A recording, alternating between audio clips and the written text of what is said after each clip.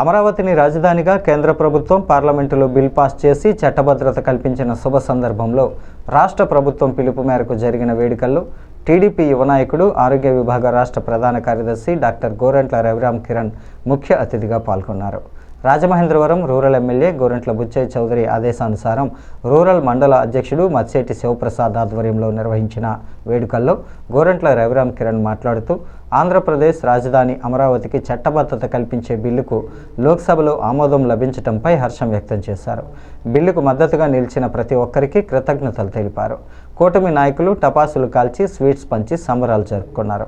TDP మహిళా నాయకురాలు మజ్జి పద్మావతి, జనసేన నాయకులు చొప్పా చిన్నారావు, టీడీపీ నాయకులు భీమరశెట్టి రమేష్, కామిని భాస్కర్రావు, దుద్దుపూడి రమేష్, బొప్పన నానాజీ, బొప్పన శ్రీను, బొప్పన నాగేశ్వరరావు, పెన్నమరెడ్డి ఈశ్వరుడు, నల్లమిల్లి వెంకన్నబాబు, పండూరి అప్పారావు, మట్టా శ్రీను, వల్లూరి శ్రీరామ్ చౌదరి, నిచ్చెనకొల్ల సత్యబాబు, గోకా శ్రీను, షేక్ షుబాన్, పత్తిమంగ, పిల్ల తనుజ, ముద్ద మణి, గాలి వెంకటేశ్వరరావు, కోటిపల్లి అమ్ములు, రాయుడు, సునీల్, నిడిగట్ల కామేష్, పీతాని రాజు, వెంకటలక్ష్మి తదితరులు పాల్గొన్నారు.